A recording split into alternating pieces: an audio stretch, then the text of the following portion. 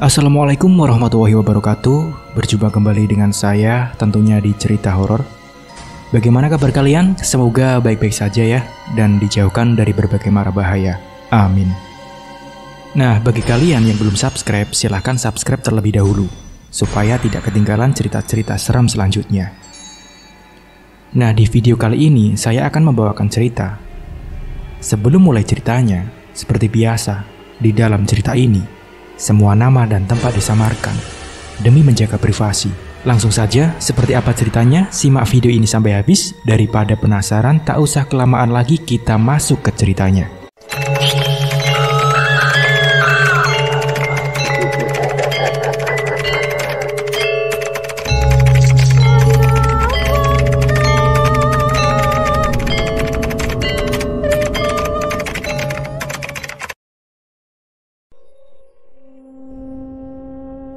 Dunia perdagangan memang sengit. Banyak orang yang melakukan apapun demi usahanya lancar. Pemilik usaha yang memiliki hati yang busuk karena merasa tersaingi dengan yang menurutnya pesaing. Dia akan melakukan apapun karena iri dan dengkinya yang sudah melekat di dalam dirinya. Kejadian ini dialami oleh salah seorang pemilik warung makan Lamongan di sebuah desa. Warung makan Lamongannya selalu ramai pembeli dan banyak pelanggan yang sering berdatangan. Bahkan dari desa lain pun banyak yang datang untuk menikmati Lamongan milik Bu Rumini. Bu Rumini baru saja membuka warung makan Lamongan, baru 1 tahun berjalan. Dulunya dia bekerja sebagai penjual roti keliling. Modal dari jualan roti keliling inilah buat buka usaha warung Lamongannya, dan dibantu oleh anak-anaknya iuran untuk modal. Bu Rumini membuat warung makan Lamongan ini berada di pinggir jalan raya yang tepatnya sangat strategis dan lebih banyak diminati para pengendara jalanan yang melewati jalan raya. Banyak juga para sopir truk, bis yang lalu lalang mampir ke warung makan Lamongannya Bu Rumini. Bu Rumini berjualan dibantu oleh kedua anaknya yang bernama Mbak Santi. Dia belum menikah. Terkadang juga Pak Narto, suaminya Bu Rumini, ikut membantu untuk beres-beres, bahkan jadi pelayan. Akhir-akhir ini, omset yang didapat dari warung makan Lamongan Bu Rumini bisa sampai puluhan juta. Warung makan Lamongan milik Bu Rumini ini bersampingan dengan warung makan Lamongan milik Bu Susri. Jaraknya sekitar 20 meter dari warung makan Lamongan Bu Rumini. Warung makan Lamongan milik Bu Susri sudah jauh lebih dulu berjalan. Sudah sekitar 6 tahunan jualan warung makan Lamongannya. Dulunya selalu ramai pembeli dan pelanggan yang mampir ke warung makan Lamongannya Bu Susri. Akan tetapi, semenjak ada warung makan Lamongan milik Bu Rumini, warung makan Bu Susri jadi semakin sepi pembeli. Karena pembeli dan pelanggannya berpindah haluan ke warung makan Lamongannya Bu Rumini. Karena memang masakannya Bu Rumini katanya lebih enak daripada warung makannya Bu Susri. Padahal dulu warung makan Bu Susri sangat terkenal. Masakannya yang enak, namun ada yang lebih enak lagi. Bu Susri dan Bu Rumini kebetulan juga rumahnya bertetanggaan, hanya berjarak 5 rumah di gangnya. Sebelum Bu Rumini membuka usaha warungnya, Bu Rumini dan Bu Susri akur-akur saja. Tapi semenjak Bu Rumini membuka usaha yang sama dengan Bu Susri, mereka jadi tidak pernah saling menyapa satu sama lain. Namun hal itu tidak membuat Bu Rumini patah semangat dengan omongan-omongan tetangganya yang dihasut oleh Bu Susri tentang Bu Rumini yang menyaingi warung makan Lamongannya milik Bu Susri. "Warung makan aku tidak ada yang bisa menyaingi," ucap Bu Susri. Singkat cerita, warung makan Lamongan Bu Rumini ini buka lebih awal dari biasanya, yaitu buka sekitar pukul 3 sore. Biasanya warung makan Bu Rumini ini buka pukul 5 sore. Dan siapa sangka, buka lebih awal sudah ada banyak pembeli yang berdatangan mengantri. Padahal masakannya belum masak semua. Terpaksa, pembelinya harus menunggu dulu masakannya matang. Sampai Mbak Santi dan Pak Narto ini kewalahan harus masak dan menyiapkan bahan-bahannya lebih cepat. Sebentar ya bapak-bapak, "Ibu-ibu, sabar, masakannya belum matang," ucap Bu Rumini. Karena warung makan Lamongannya Bu Rumini ini, masaknya selalu dadakan, langsung di tempat warungnya. Tidak dimasak terlebih dahulu dari rumah. Yang disiapkan dari rumah palingan bumbu-bumbu masakannya. Beberapa menit kemudian, akhirnya masakannya matang, dan para pembeli pun kedapatan bagian masing-masing. Warung makan Bu Rumini ini biasanya buka sampai jam 10 malam. Tapi kalau malam minggu, biasanya buka lebih lama, yaitu sampai jam 12 malam. Jarak rumah ke warung makannya tidak terlalu jauh. Mereka bertiga biasanya naik motor dari rumah ke warung. Bu Rumini berboncengan dengan Pak Narto, sedangkan Mbak Santi biasanya naik motor sendirian dengan perlengkapan masakannya yang dibawa dari rumah. Jalanan menuju ke warung makannya dari rumah harus melewati persawahan, perkebunan, dan kuburan. Singkat cerita, saat itu Bu Rumini pergi ke sebuah kebun sekitar pukul 2 sore. Dia pergi ke kebun tersebut untuk mengambil daun kemangi untuk persediaan lalapan warung makannya. Bu Rumini pergi ke kebun tersebut sendirian karena memang kebun itu banyak sekali pohon kemangi yang sengaja ditanam. Apalagi kebun tersebut terbuka untuk siapapun yang akan ke kebun itu.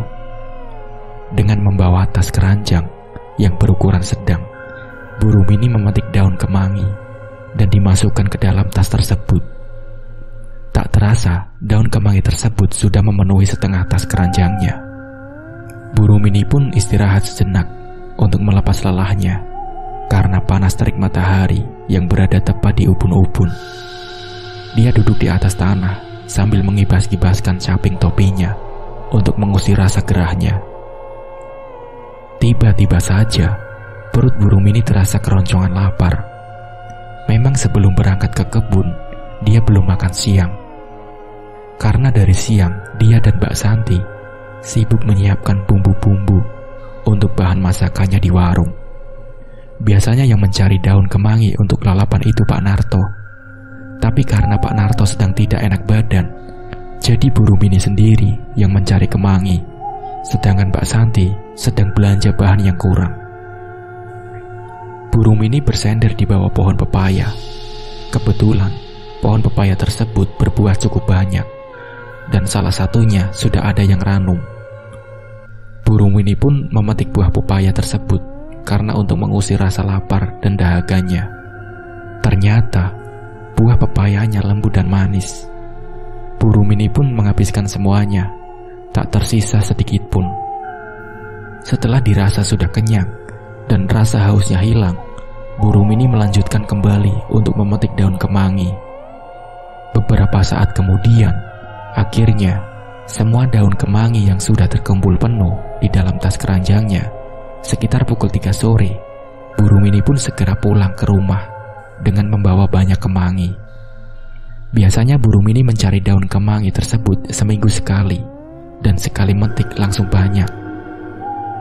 Nah, singkat cerita, hari ini Bu Rumini membuka warung Lamongannya sedikit lebih lambat, sekitar pukul 6:30 malam rencananya.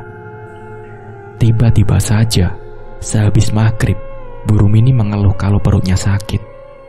Dia sampai bolak-balik ke toilet untuk buang air besar. "Ibu, kenapa Bu?" tanya Mbak Santi. "Nggak tahu, Nduk. Tiba-tiba perutnya mulus terus," jawab Bu Rumini. Baru keluar dari toilet, Mbak Santi mendapati ibunya telah jatuh terkapar di lantai.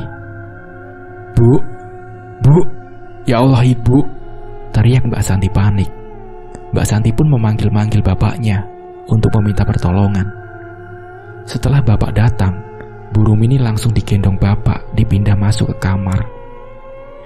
"Ibu kenapa ini, San?" tanya Pak Narto. "Nggak tahu, Pak.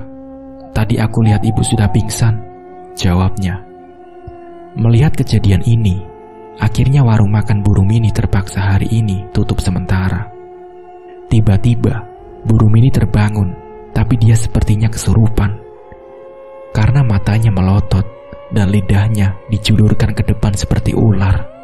Kepalanya juga sambil tergeleng-geleng. "Pak, ini gimana Pak? Ibu kok bisa gini?"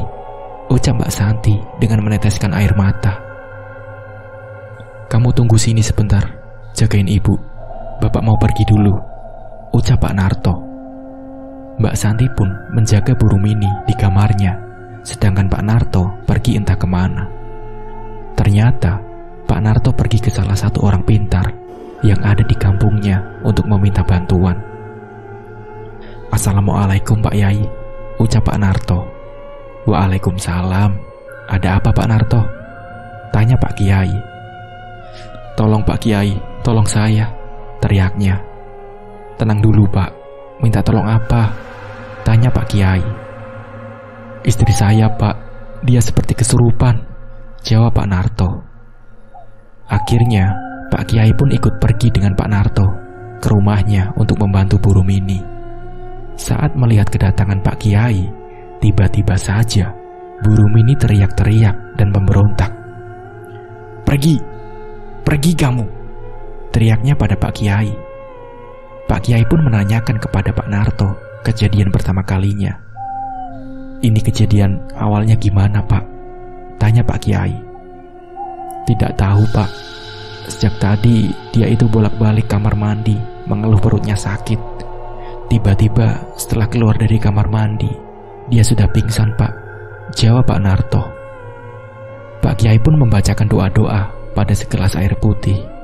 Lalu air putih itu diusapkan pada wajahnya Bu Rumini. Dan akhirnya Bu Rumini sudah tidak seperti sebelumnya. Pak Narto kira Bu Rumini sudah sembuh. Malam itu juga Bu Rumini tidur lebih awal. Nah, keesokan harinya sudah biasa saja, tidak ada kejadian aneh yang menimpa. Akan tetapi, setiap sehabis maghrib, Bu Rumini ini selalu bolak-balik ke kamar mandi. Dan kejadiannya sama seperti yang kemarin.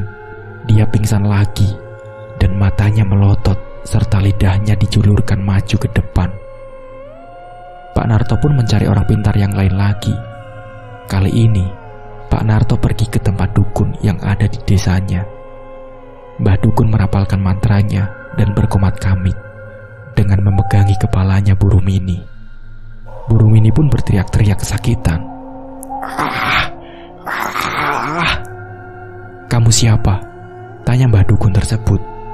"Aku Raja Siluman Ular," jawab Bu Rumini. "Dari mana asalmu?" tanya Mbah Dukun kembali. "Dari tempat dia ambil daun kemangi," jawabnya. "Kenapa kamu masuk ke dalam tubuh orang ini?" tanya Mbah Dukun lagi. Aku mau jadikan dia istriku," jawabnya. Setelah mengetahui itu, Mbah Dukun kembali merapalkan mantranya dan menyemburkan air putih pada wajahnya Bu Rumini. Seketika Bu Rumini ambruk pingsan yang sebelumnya akan menyerang Mbah Dukun. Kata Mbah Dukun, ada seseorang yang usil kepada Bu Rumini karena punya dendam dan iri kepada Bu Rumini. Pak Narto seketika berpikir, dan dia pun tahu siapa yang melakukan ini semua. Sudah 2 hari ini, warung makan Lamongan Bu Rumini tidak buka. Para pembeli dan pelanggannya akhirnya berdatangan ke warungnya milik Bu Susri. Di hari ketiga, Bu Rumini tidak ada gangguan apa-apa lagi, hanya merasakan pusing dan mual saja. Keluhannya itu pun tidak bisa untuk membuka warung makannya. Akhirnya, warung makan Lamongannya itu harus tutup kembali. Di hari ketiga setelah kejadian itu, malam harinya, Bu Rumini ini melihat sesuatu dari pojok kamarnya. Dia melihat ada sosok seperti manusia, tetapi wajahnya berbentuk ular. Sosok ular ini berpawakan laki-laki. Dia seperti akan mendekati ke arahnya Bu Rumini. "Pergi, pergi kamu!" teriak Bu Rumini. Pak Narto dan Mbak Santi yang berada di depan mendengar teriakan Bu Rumini pun akhirnya datang ke kamarnya. "Ada apa, Bu?" tanya Mbak Santi. Tapi Bu Rumini tidak menjawab dan wajahnya seperti ketakutan. Mbak Santi pun memeluk tubuhnya Bu Rumini, sedangkan Pak Narto membacakan doa-doa. Setelah Bu Rumini sedikit tenang, Bu Rumini akhirnya menceritakan semua kepada Pak Narto dan Mbak Santi. Tadi ada sosok laki-laki dengan wajah ular, ucap Bu Rumini. Dari kejadian itu, akhirnya Bu Rumini sudah tidak mendapat gangguan-gangguan lagi, dan dia pun bisa berjualan kembali di warung makan Lamongannya. Namun pembelinya jadi lebih sepi dari sebelumnya. Malah sekarang yang ramai itu warung makan Lamongannya Bu Susri. Singkat cerita, Mbak Santi dipersunting oleh kekasihnya, dan mereka sekarang sudah menikah.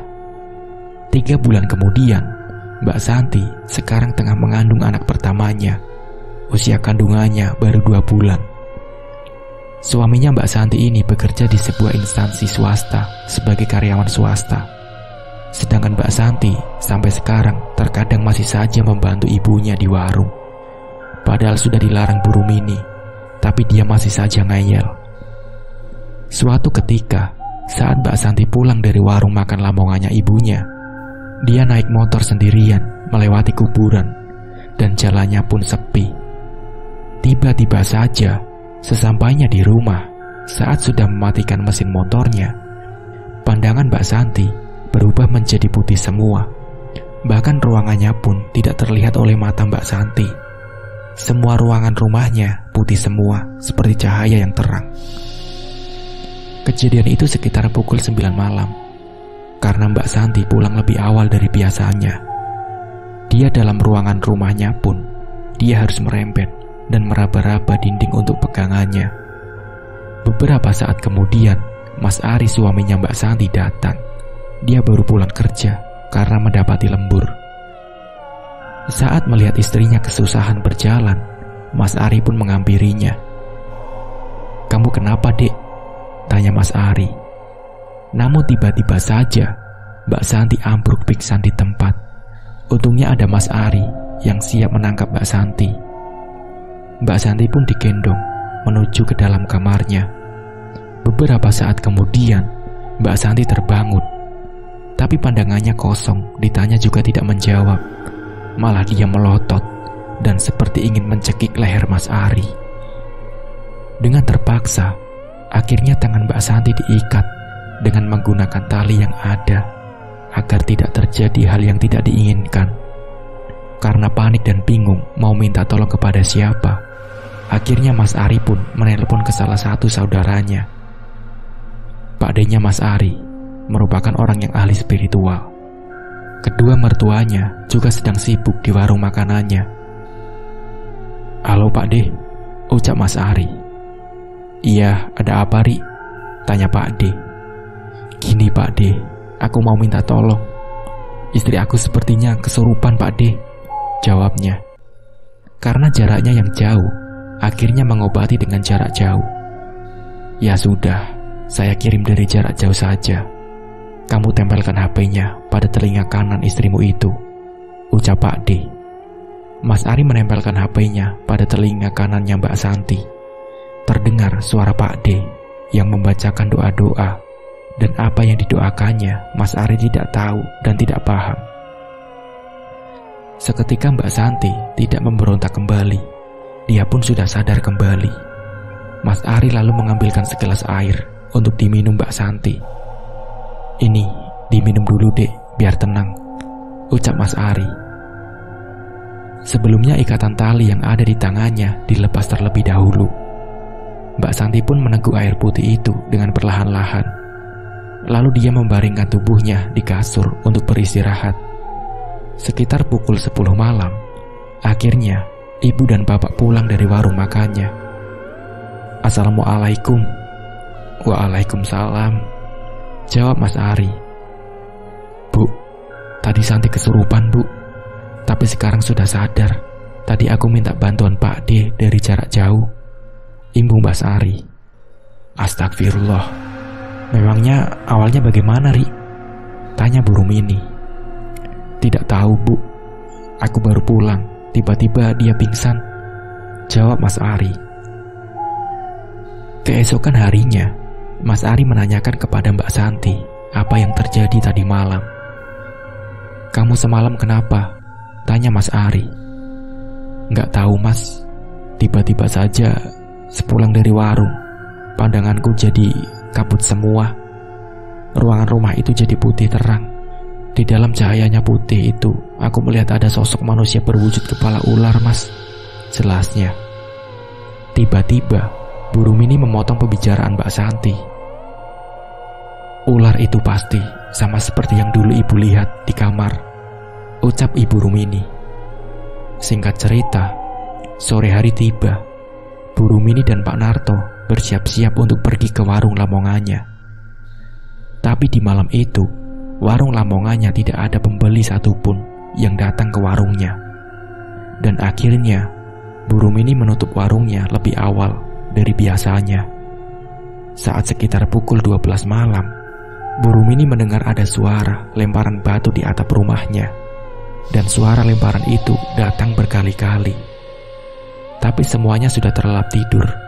Akhirnya, karena penasaran, Bu Rumini pun keluar rumah untuk melihat apa yang terjadi. Saat melihat ke atap rumahnya, ternyata ada sosok ular besar yang melilit atap rumahnya serta menjulurkan lidahnya maju mundur. Melihat sosok ular besar itu, Bu Rumini seketika gemeteran dan langkah kakinya pun terasa berat dan susah digerakkan. Bu Rumini terus membaca doa-doa dengan tubuhnya mulai keringat dingin. Tiba-tiba saja, ular besar itu menghilang entah kemana. Bu Rumini pun kembali ke kamarnya, berharap segera tidur. Sekitar pukul 3 pagi, Mbak Santi tiba-tiba teriak-teriak lagi, seperti orang kesurupan. Bahkan dia juga menatap ke arah Mas Ari dengan tatapan tajam. Mas Ari pun terkejut melihat istrinya yang kumat. Mas Ari benar-benar bingung saat itu, karena tidak tahu harus meminta pertolongan kepada siapa, karena posisinya juga masih jam 3 dini hari. Dan akhirnya, mau tidak mau, Mas Ari menghubungi Pak D-nya. Dan untungnya, Pak D-nya dengan senang hati mengangkat telepon dari Mas Ari. "Ada apa, Ri?" tanya Pak D. "Istri saya, Pak D, kesurupan lagi," jawabnya. "Ya sudah, bawa sini saja sekarang, biar lebih mudah untuk mengobatinya," ucap Pak D. Dengan perasaan tidak enak hati, Mas Ari terpaksa membangunkan kedua mertuanya untuk meminta bantuan. "Pak, Bu," Mas Ari mengetuk pintunya. Akhirnya, Pak Narto membukakan pintu kamarnya dengan mengucek kedua matanya. "Ada apa, Ri?" tanya Pak Narto. "Santi, Pak. Santi tolongin, Pak," ucap Mas Ari. Pak Narto disusul Bu Rumini datang ke kamarnya Mbak Santi. Kemudian mereka semua membawa Mbak Santi ke tempat Pak D-nya yang berada di kota. Sesampainya di rumah Pak D-nya, Mbak Santi dibawa ke ruangan prakteknya. Karena memang Pak D-nya ini seorang ahli spiritual yang dipercaya oleh warga sekitarnya. Mbak Santi dibaringkan pada kasur yang sudah disediakan. Pak D lalu merapalkan mantranya dengan terus memegangi kepalanya Mbak Santi.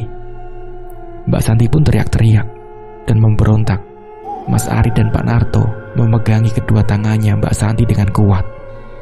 "Ah, kamu siapa?" tanya Pak D. "Bukan urusanmu," jawabnya.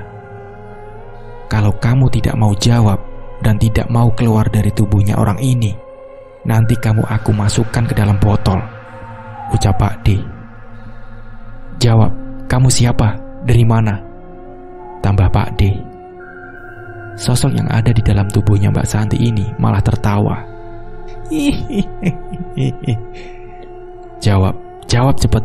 Saya masukkan ke dalam botol sini saja berarti," ucap Pak D dengan menunjukkan sebuah botol kaca yang bening seperti botol sirup.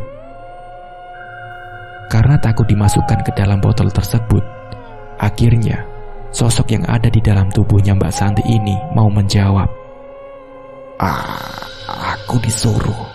Sebenarnya tidak mau, tapi dia memaksa," jawabnya.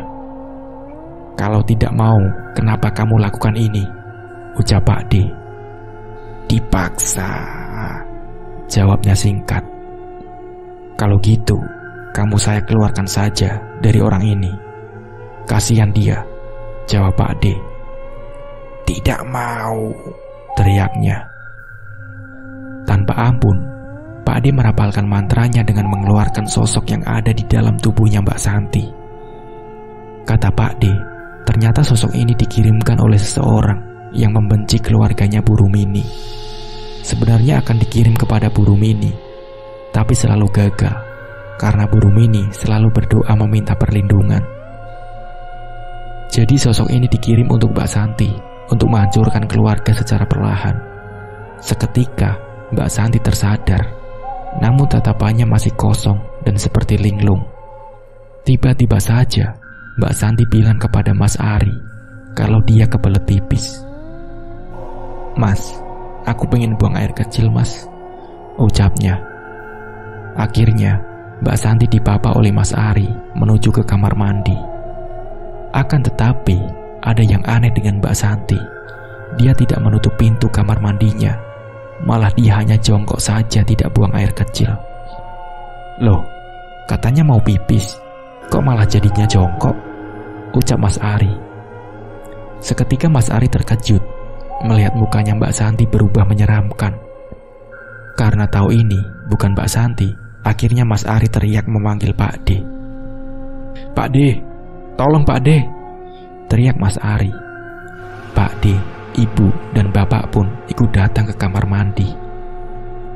Oh, bandel ya kamu, ucap Pak D pada sosok yang ada di dalam tubuh Mbak Santi. Sosok yang ada di dalam tubuh Mbak Santi adalah sosok kuntilanak merah yang berambut panjang. Ayo, bawa ke tempat kasur lagi, ucap Pak D. Mas Ari pun menggendong Mbak Santi yang terus memberontak. Lepas, lepas, teriak Mbak Santi. Setelah diletakkan di kasur, Mbak Santi langsung dibacakan oleh Pak D, dan kali ini sosok itu benar-benar dimasukkan ke dalam botol. Karena Pak D sudah naik pitam dengan sosok yang ada di tubuhnya Mbak Santi. Sosok kuntilanak ini tadinya ada di kuburan yang dilewati Mbak Santi malam itu. Sosok ini memang sudah mengincar Mbak Santi sejak lama karena dipaksa oleh pengirimnya melalui dukun. Saat Mbak Santi lewat kuburan itulah sosok kuntilanak langsung merasuki ke dalam tubuhnya Mbak Santi. Nah, singkat cerita, Mbak Santi sudah sembuh, akan tetapi dia merasakan sakit pada perutnya yang teramat. Akhirnya, Mbak Santi dibawa ke rumah sakit untuk dicek kandungannya yang masih muda itu. Saat diperiksa dokter, katanya janinnya tidak bisa diselamatkan dan harus segera dioperasi. Mas Ari pun menyetujui untuk dilakukannya operasi pengangkatan janinnya. Karena merasa ada kejanggalan pada Mbak Santi, Mas Ari menanyakan kembali kepada Pak D. Kata Pak D, ternyata sebelumnya sosok kuntilanak itu telah merusak dan memakan janinnya Mbak Santi. Janinnya Mbak Santi ini katanya dijadikan tumbal pesugihan penglaris, pengirim sosok ke dalam tubuhnya Mbak Santi. Benar-benar kejam dan ingin menghancurkan keluarganya Bu Rumini. Dengan mengambil janinnya Mbak Santi dijadikan tumbal pesugihan penglaris, maka usaha yang dijalani si pengirim itu akan menjadi laris manis dan menjadi kaya raya mendadak. Karena merasa tidak bisa seperti ini terus, Mbak Santi dan keluarganya selalu melakukan sholat malam untuk meminta pertolongan kepada Allah Subhanahu wa Ta'ala. Mereka sebenarnya sudah tahu siapa orang yang sengaja untuk menghancurkan keluarganya Bu Rumini. Akan tetapi, keluarganya Bu Rumini ini memilih untuk tidak dendam. Suatu ketika, saat warung makannya Bu Rumini buka lebih awal, masih saja sepi pembeli. Semua pelanggannya berdatangan ke warung makannya Bu Susri. Bu Rumini pun terlihat lesu dan berputus asa. Tetapi, Pak Narto memberikan saran kepada istrinya. Sudahlah Bu, yang sabar. Kita harus ikhlas. Mungkin saja bukan rezeki kita saat ini, ucap Pak Narto. Tapi Pak, jawabnya, besok kita pergi ke orang pintar untuk menanyakan semua yang terjadi pada warung kita Bu, ucap Pak Narto. Akhirnya Bu Rumini pun menyetujui hal itu untuk pergi ke orang pintar besok pagi. Keesokan harinya, Bu Rumini ini dan Pak Narto mendatangi ke rumah salah satu Pak Kiai. Sesampainya di rumah Pak Kiai, mereka disambut dengan ramah oleh Pak Kiai.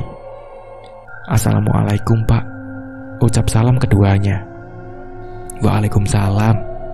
Silakan masuk Pak, Bu," jawab Pak Kiai. "Ada apa keperluan kalian?" tanyanya. "Jadi gini Pak, akhir-akhir ini warung makan saya ini sepi pembeli, dan pelanggan pun semuanya ke warung sebelah," ucap Bu Rumini.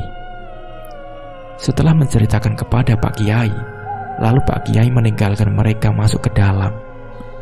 Pak Kiai melaksanakan sholat dan mendoakan sebotol air putih. Lalu Pak Kiai kembali lagi ke depan, memberikan sebotol air putih itu kepada Bu Rumini. "Sepulangnya dari sini, air putih itu nanti campurkan dengan garam ya Bu, lalu disiramkan di sekeliling warung makan Ibu," ucap Pak Kiai. "Sebenarnya ada apa yang terjadi Pak Kiai dengan warung saya?" tanya Bu Rumini penasaran. "Warung Ibu itu tertutup oleh sosok jin genderuwo yang tinggi besar menghalangi warung makan Bu Rumini, sehingga banyak orang yang lewat depan warung Ibu itu terlihat tertutup," jelas Pak Kiai. "Astagfirullah," ucap Bu Rumini dan Pak Narto. "Sosok genderuwo ini kiriman dari orang yang merasa tersaingi usahanya," tambah Pak Kiai. Setelah pulang dari rumah Pak Kiai, Bu Rumini dan Pak Narto melakukan apa yang sudah diperintahkan oleh Pak Kiai. Bu Rumini memindahkan air putih itu ke dalam wadah baskom untuk dicampurkan dengan garam. Sebelum dicipratkan di sekeliling warungnya, Bu Rumini membaca doa terlebih dahulu. Bu Rumini lalu menyipratkan ke seluruh sekeliling warungnya. Singkat cerita, beberapa hari dilakukan siraman air garam tersebut. Akhirnya, warung makan lamongannya Bu Rumini ada beberapa orang yang berdatangan ke warung makannya. "Bu, kok baru buka? Kemarin-kemarin kemana?" tanya salah satu pelanggan. "Padahal buka terus loh," jawab Bu Rumini. "Tutup terus Bu, sampai saya perginya ke warung makan lamongan Bu Susri," jawabnya. Bu Rumini hanya tersenyum kecut kepada salah satu pelanggannya itu. Saat pembeli dan pelanggannya itu mulai menyantap ayam lamongannya, ada yang nyeletuk kepada Bu Rumini. "Bu, ayam basi kok dijual sih? Jangan-jangan ini ayam dari minggu lalu," ucapnya. "Enggak kok, ini baru beli tadi di pasar dan masih fresh kok, baru juga digoreng tadi," ucap Bu Rumini. "Iya loh, ini banyak ulatnya di dalam ayam. Menjijikan sekali Bu. Baunya juga nggak enak Bu, rasanya juga seperti nasi basi," celetuk pembeli lain. Bu Rumini melihat ke makanan pembeli tersebut, dan memang benar, busuk dan banyak ulatnya. "Gimana sih ibu ini? Tidak menjaga kualitas makanannya. Kalau gini, saya malas beli lagi di sini," ujar si pembeli. Semua nasi dan lauk ayam lamongannya terlihat banyak yang tersisa di atas piringnya. Mereka semua meninggalkan warung makan lamongannya Bu Rumini dan tidak bayar. Memang tidak mempermasalahkan kalau mereka tidak bayar, karena memang ini semua kesalahannya Bu Rumini. Padahal Bu Rumini dan Pak Narto ini menjaga sekali kualitas masakannya. Bahkan saat memasaknya, mereka menggunakan sarung tangan plastik.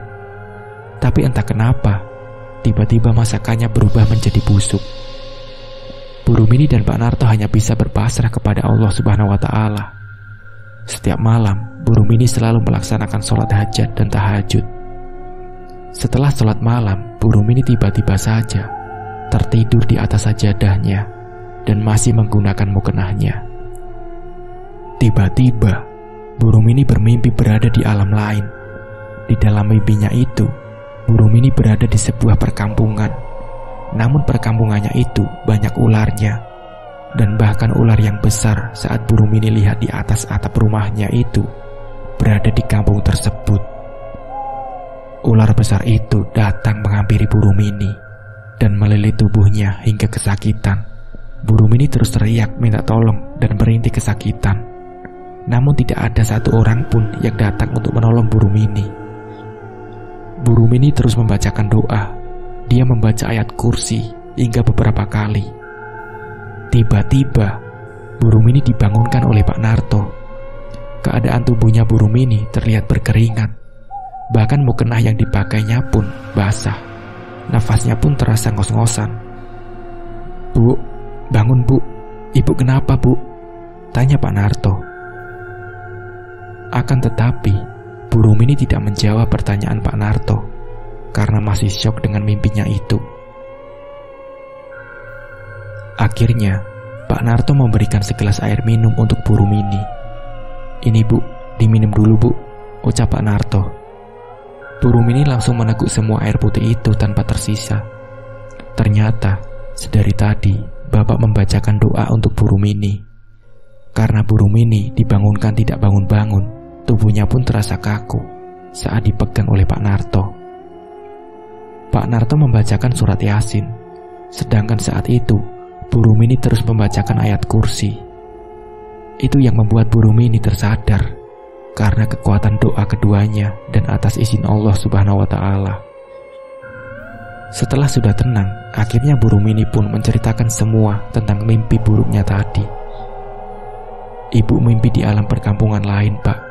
Di sana banyak ular-ular, dan ibu tiba-tiba saja dililit oleh ular besar.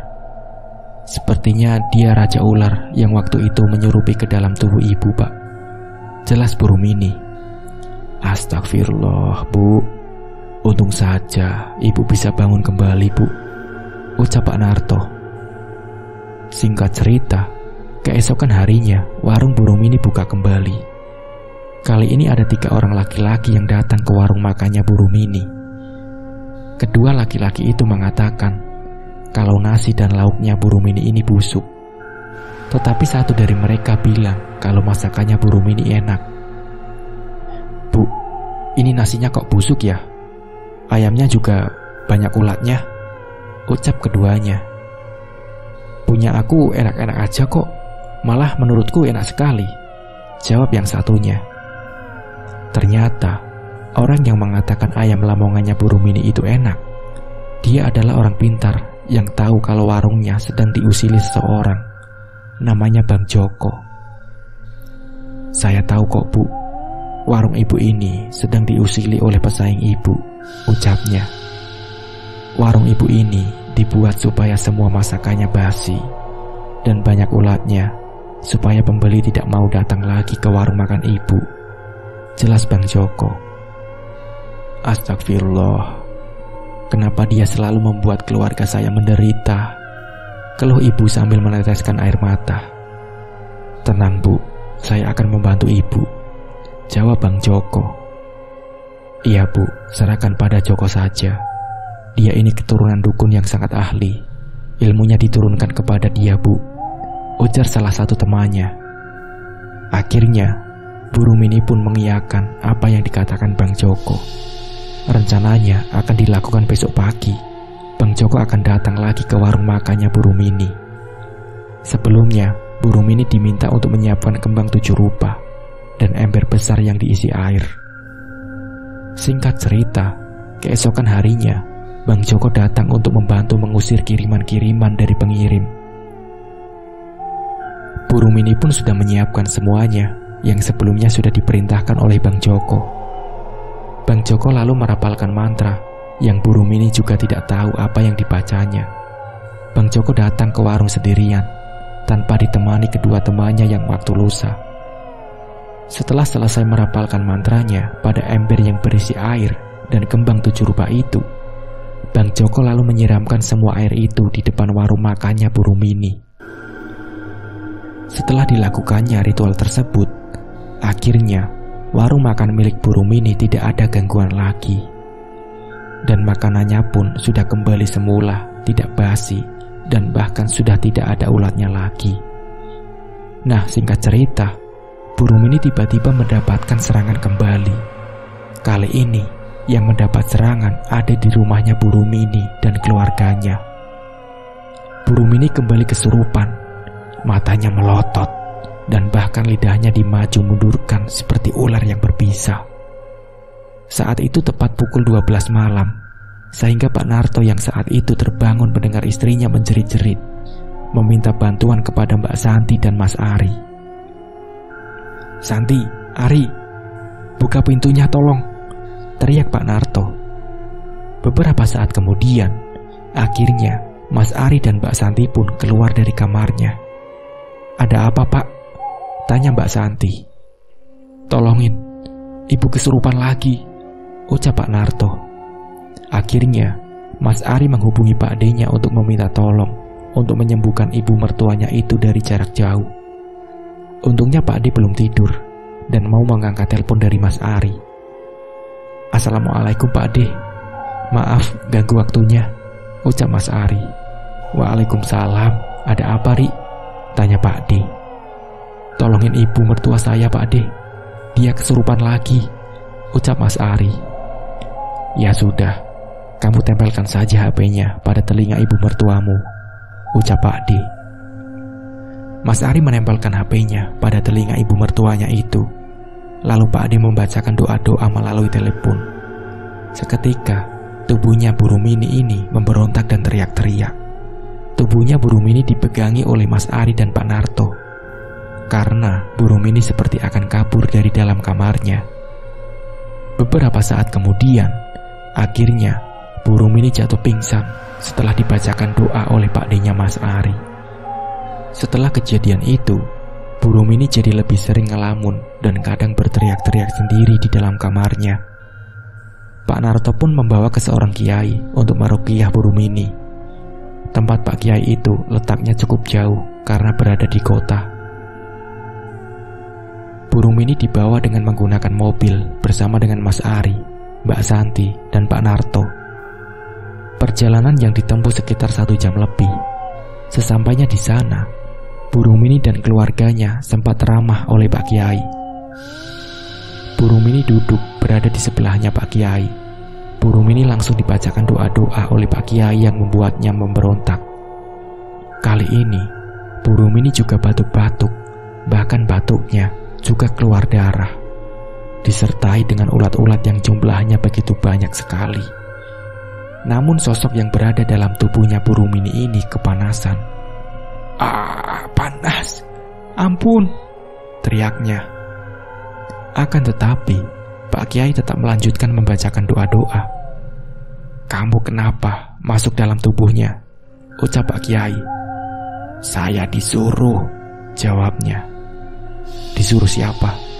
Sekarang keluar, atau mau saya bakar?" ucap Pak Kiai. Namun sosok ular itu menjulurkan lidahnya dan matanya Bu Rumini jadi melotot. Pak Kiai tetap membacakan doa-doanya untuk membakar sosok ular tersebut. Seketika Bu Rumini jatuh pingsan saat sosok ular tersebut keluar dari tubuhnya Bu Rumini. Sosok ular tersebut adalah Raja Ular yang saat itu pernah merasuki tubuhnya Bu Rumini. Kemudian Bu Rumini dibasuh wajahnya dengan menggunakan air putih yang sudah didoakan oleh Pak Kiai. Setelah keluar asap dari ubun-ubun kepalanya. "Kenapa Pak Kiai dengan istri saya?" tanya Pak Narto. "Ibu ini akan dibuat mati oleh pengirim yang dendam dengan Bu Rumini," ucap Pak Kiai. "Siapa Pak Kiai?" tanya Pak Narto. "Orangnya tidak suka jika usahanya ada yang menyaingi. Makanya dia mengirim sosok ini untuk membuat Bu Rumini mati," kata Pak Kiai. "Sudah, tenang saja Pak. Sosok itu sudah saya bakar dan tidak akan mengganggu lagi," tambahnya. Mendengar apa yang dikatakan oleh Pak Kiai, Pak Narto dan kedua anaknya itu merasa lega. Singkat cerita, karena merasa belum tuntas, akhirnya Pak Narto membawa Bu Rumini ke salah satu praktisi supranatural atau dukun supaya sembuh total. Sesampainya di tempat dukun tersebut, Mbah Dukun langsung menyalakan kemenyan dan merapalkan mantranya. Untuk menyangkalnya, Bapak harus cari kotoran kuda yang ada di jalan dan diambil dengan tangan Bapak sendiri tanpa ada alat bantu.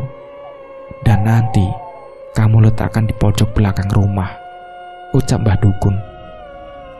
Baik, Mbah, akan saya lakukan demi kesembuhan istri saya, jawab Pak Narto.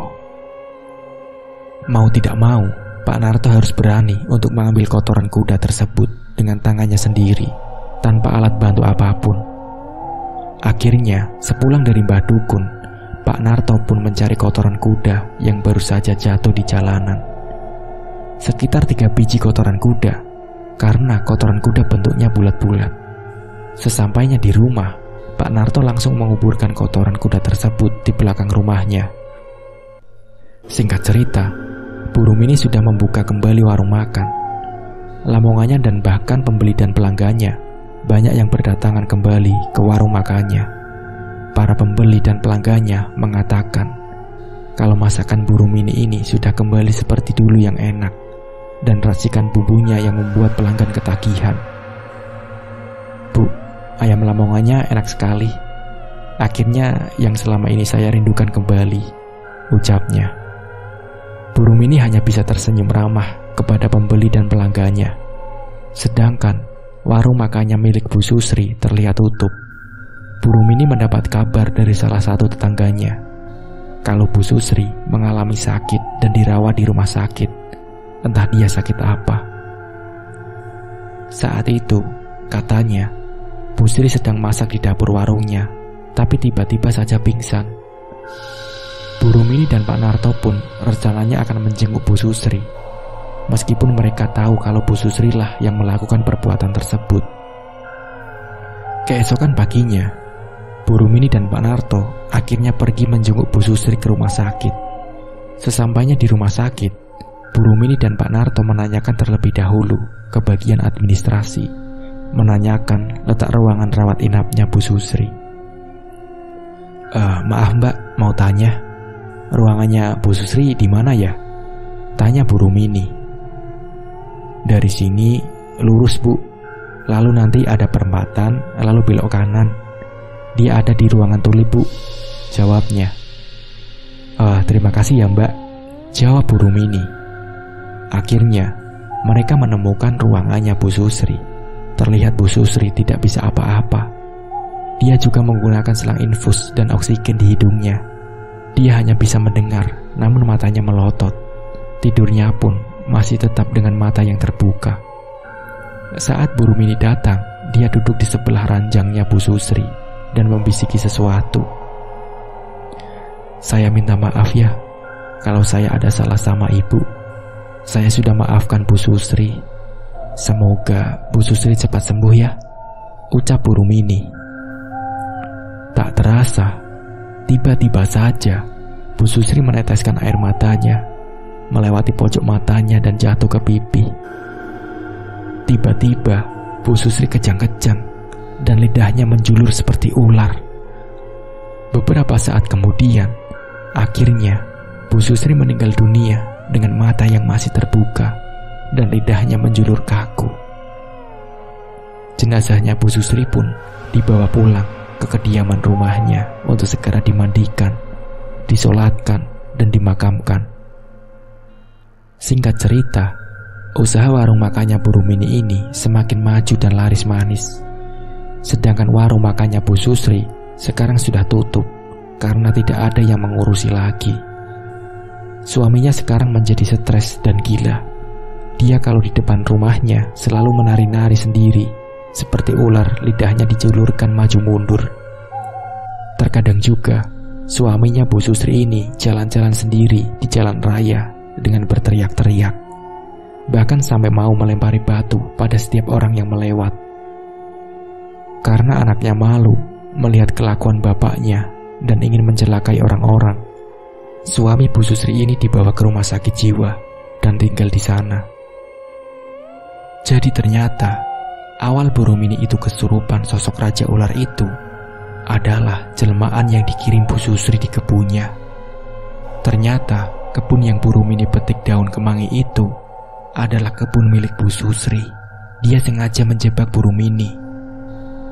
Raja ular itulah jin yang sudah membuat perjanjian dengan Bu Susri untuk menghancurkan warung dan keluarganya Bu Rumini, dan juga yang mencari tumbal dengan targetnya keluarga Bu Rumini sebagai pesugihan penglaris warung makannya. Karena Bu Susri tidak mau ada orang yang menyaingi kekayaannya dan usaha warung makannya. Saat itu juga, sosok kuntilanak yang memakan janinnya Mbak Santi itu juga kiriman dari Bu Susri, janinnya untuk dijadikan tumbal. Sedangkan ular besar yang melilit di atas atapnya Bu Rumini itu adalah sosok raja ular yang kadang berwujud manusia dengan wajah ular. Untungnya keluarganya Bu Rumini selalu mendekatkan diri kepada Allah Subhanahu wa Ta'ala, jadi keluarganya tidak ikut menjadi tumbal selanjutnya. Sebenarnya, saat Bu Rumini bermimpi dililit ular itu, dia yang akan dijadikan tumbal selanjutnya. Tetapi itu semua gagal. Bahkan, kenapa makanan yang ada di warungnya Bu Rumini itu basi dan banyak ulat-ulatnya juga semua ulah dari Bu Susri. Itu semua karena Bu Susri merasa tersaingi dan tidak terima kalau pelanggannya berdatangan ke warung makannya Bu Rumini. Akan tetapi, Bu Rumini sudah ikhlas menerima semuanya ini, serta bersyukur karena keluarganya bisa melewati ini semua dan tidak ada korban. Sekarang Bu Rumini dan keluarganya hidup damai dan usahanya semakin sukses. Bahkan sekarang Bu Rumini sudah membuka beberapa cabang di kota. Sedangkan anak-anaknya Bu Susri dan suaminya itu pergi dari desa dan meninggalkan rumah dan hartanya karena anak-anaknya ini telah menanggung malu oleh perbuatan orang tuanya sendiri. Mbak Santi juga sekarang tengah hamil lagi, dan usia kehamilannya sudah memasuki 7 bulan. Singkat cerita, sekarang Mbak Santi sudah melahirkan anak kembar yang lucu, dan Bu Rini serta Pak Narto itu hanya di rumah saja, ke warungnya kadang-kadang untuk mengecek kerja karyawannya. Karena memang sekarang Bu Rumini dan Pak Narto sudah memiliki beberapa karyawan. Nah, seperti itulah ceritanya. Semoga kita semua bisa mengambil pelajaran dari cerita ini, bahwa setiap manusia rezekinya sudah diatur oleh Allah Subhanahu wa Ta'ala dan tidak akan pernah tertukar. Jangan takut kalau rezeki kita diambil orang lain. Yang penting kita terus berusaha, berikhtiar dan berdoa. Semuanya kita serahkan kepada Allah Subhanahu wa Ta'ala, dan jangan pernah menyekutukan Allah Subhanahu wa Ta'ala. Mungkin cukup sekian dari saya. Wassalamualaikum warahmatullahi wabarakatuh.